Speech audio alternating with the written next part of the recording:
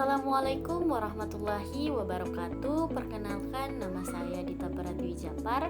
Saya dari kelas 5B PGSD dengan NIM 15142146. Jadi video kali ini saya buat untuk memenuhi tugas mata kuliah Media dan Sumber Belajar yang diampu oleh Bapak Dr. Rustam I. Husain MPD. Jadi kali ini saya akan menjelaskan lanjutan materi dari materi sebelumnya.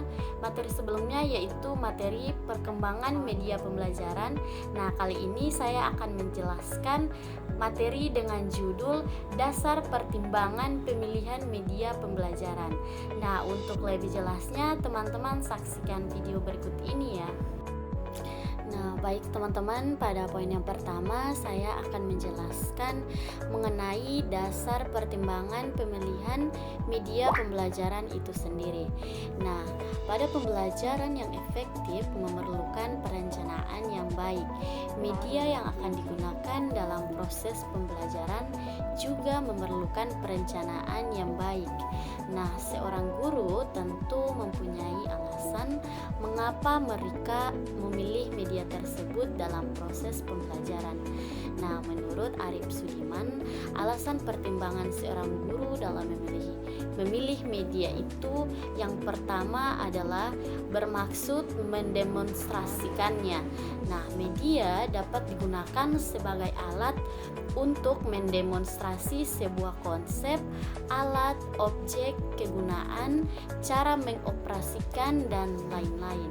Media berfungsi sebagai alat peraga dalam pembelajaran. Nah, yang kedua yaitu familiarity. Penggunaan media pembelajaran haruslah memiliki alasan pribadi mengapa ia menggunakan media tersebut. Misalnya karena sudah terbiasa menggunakan media itu dan merasa sudah menguasai media tersebut.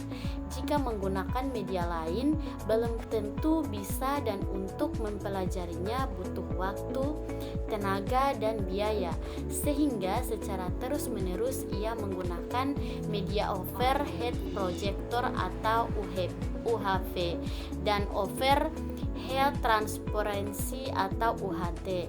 Kebiasaan dan menguasai detail dari media, meskipun sebaiknya guru lebih variatif memilih media. Nah, yang ketiga ada clarity. Alasan ketiga ini mengapa guru menggunakan media adalah untuk memperjelas pesan pembelajaran, dan pesan pembelajaran memberikan penjelasan yang lebih konkret. Nah, yang keempat ada active learning. Media dapat berbuat lebih dari yang bisa dilakukan oleh guru. Nah, salah satu aspek yang harus diupayakan oleh guru dalam pembelajaran adalah siswa harus berperan secara aktif, baik secara fisik, mental, dan emosional. Dalam prakteknya, guru tidak dapat selamanya mampu membuat siswa aktif hanya dengan cara metode ceramah, tanya jawab, dan metode yang lain. Namun, diperlakukan media untuk menarik minat, perhatian, dan gairah siswa. Mengenai dasar pertimbangan pemilihan media pembelajaran, ada juga sejumlah kriteria khusus lainnya dalam memilih media pembelajaran yang tepat. Nah, kita dapat merumuskannya dalam satu kata, yaitu action. Nah, action ini terdiri dari akses, cost, teknologi, interaktif, dan novelty. Nah, yang pertama akses. Kemudahan akses menjadi dasar pertimbangan pertama dalam memilih media. Apakah media yang kita perlukan itu tersedia, mudah, dan dapat dimanfaatkan oleh murid. Nah, yang kedua ada cost. Cost ini adalah biaya yang harus dipertimbangkan. Banyak jenis media yang dapat menjadi pilihan kita. Pada umumnya media canggih biasanya cenderung lebih mahal. Namun mahalnya biaya itu harus kita hitung dengan aspek manfaatnya. Semakin banyak yang menggunakan, maka unit cost dari sebuah media akan semakin menurun. Media yang efektif tidak selalu mahal, Jika guru kreatif dan menguasai betul materi pelajaran, maka akan memanfaatkan objek-objek untuk dijadikan sebagai media dengan biaya yang murah namun efektif. Nah, yang ketiga ada teknologi. Mungkin saja kita tertarik kepada satu media tertentu, tapi kita perlu perhatikan apakah teknologinya tersedia dan mudah menggunakannya. Katakanlah kita ingin menggunakan media audio visual di kelas. Nah, perlu kita pertimbangkan apakah ada listrik, voltase listrik cukup dan sesuai. Nah, yang keempat ada interaktif. Media yang baik adalah yang dapat memunculkan komunikasi dua arah atau interaktivitas. Setiap kegiatan pembelajaran yang Anda kembangkan tentu saja memerlukan media yang sesuai dengan tujuan pembelajaran tersebut. Nah, yang terakhir adalah organization. Pertimbangan yang juga penting adalah dukungan organisasi. Misalnya, apakah pimpinan sekolah atau yayasan mendukung, bagaimana pengorganisasiannya, apakah di sekolah ini tersedia satu unit yang disebut sebagai pusat sumber belajar. Jadi, dasar pertimbangan untuk memilih suatu media sangatlah sederhana, yaitu dapat memenuhi kebutuhan atau mencapai tujuan yang diinginkan atau tidak. Setelah membahas mengenai kriteria khusus, ada juga beberapa kriteria umum yang perlu diperhatikan dalam pemilihan media. Nah, yang pertama yaitu kesesuaian dengan tujuan atau instruction goals.